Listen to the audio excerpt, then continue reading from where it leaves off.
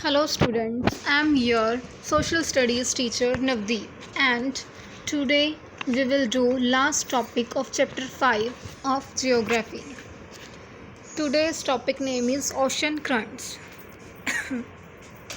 So firstly you should know what do you mean by ocean currents. तीन तरह की movements होती हैं ओशंस में. One is tide and other is wave. We have studied both these. Today we will study last, that is ocean currents. Third type की जो movement होती है ओशंस में उसको बोलते हैं ओशन करंट. अब ओशन करंट होता क्यों है और कैसे होता है? ओशन करंट क्या होता है कि ओशन का जो वाटर होता है ना वो लगातार कंटिन्यूसली एक डेफिनेट डायरेक्शन में ही मूव करता रहता है, उसको बोलते हैं ओशन करंट्स. अब ऐसा होता क्यों है? सबसे पहले तो ये है कि इसके टाइप्स कितने होते हैं. दो तरह का होता है ओशन करंट. एक होता है वार्म ओशन करंट और एक होता है कोल्ड ओशन करंट. अब वार्म ओशन करंट में क्या होता है, इक्वेटर क्या होता है और पोलर रीजन्स क्या होते हैं ये आपको पता है. जो सेंटर वाला एरिया होता है वो होता है equator and northern southern poles होते हैं ना, ऊपर नीचे वो.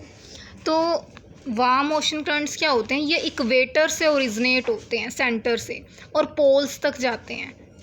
इक्वेटर से पोल्स तक जाते हैं ये करंट्स, ठीक है. और कोल्ड ओशन करंट्स कौन से होते हैं, ये वाटर को पोलर रीजन से ट्रॉपिकल या लोअर अल्टीट्यूड्स तक लेके आते हैं. अब इन्होंने बोला है कि why do you think the currents that originate at the equator are warm. अभी मैंने बोला ना वार्म करंट्स वो वाले होते हैं जो इक्वेटर से ओरिजिनेट होते हैं. तो ऐसा क्यों होता है कि इक्वेटर से ओरिजिनेट होने वाले करंट वार्म क्यों होते हैं? उसका क्या रीज़न है? क्योंकि आपको पहले भी पता है कि जो सन की रेज़ हैं वो सबसे ज़्यादा किस पर पड़ती हैं, इक्वेटर वाले रीजन पर. जब इक्वेटर वाले रीजन पर सन रेज़ पड़ेंगी तो वहाँ का टेम्परेचर ज़्यादा हो जाएगा. जब वहाँ पे टेम्परेचर ज़्यादा हो जाएगा तो टेम्परेचर ज़्यादा होने की वजह से ही वहाँ पर वार्म ओशन करंट्स ओरिजिनेट होते हैं नियर इक्वेटर. अब जो ओशन करंट्स होते हैं इसकी इम्पोर्टेंस क्या है? ओशन करंट्स किसी प्लेस के टेम्परेचर को इन्फ्लुएंस करते हैं. जो वार्म ओशन करंट्स होते हैं वो किसी प्लेस के टेम्परेचर को इंक्रीज़ कर देते हैं. अब वो किसी प्लेस के टेम्परेचर को इंक्रीज़ कर देते हैं और दूसरी तरफ जो कोल्ड करंट्स होते हैं वो किसी प्लेस के टेम्परेचर को डिक्रीज़ कर देते हैं. और प्लेसेस जहाँ पे वार्म और कोल्ड करंट दोनों मीट होते हैं, दोनों मिल जाते हैं, तो वो एक बैलेंस सा क्रिएट हो जाता है वहाँ पे मरीन लाइफ ज़्यादा अच्छी हमें मिलती है. मरीन लाइफ मीन्स जो पानी में रहने वाले जीव वगैरह होते हैं, फिशेस वगैरह हो गई, जैसे ये बेस्ट प्लेस होता है उनके लिए.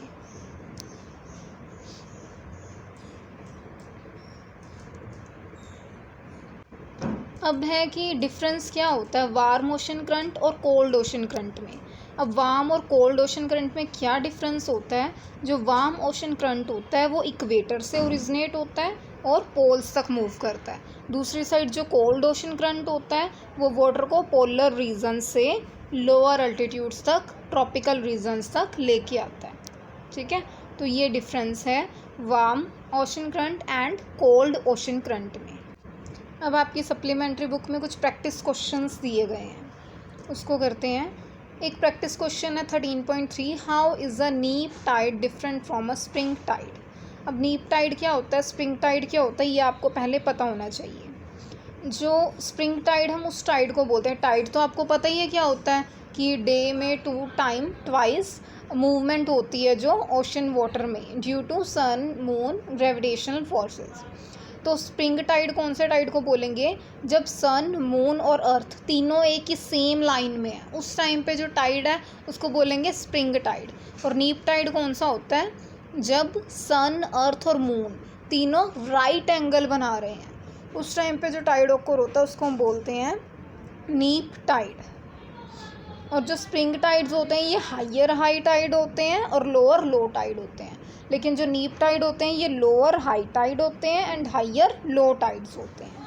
आपकी सप्लीमेंट्री बुक में SB 22 है मे बी, वहाँ पर आपको सारा मिल जाएगा इसके बारे में, आप वहाँ से भी स्टडी कर सकते हो.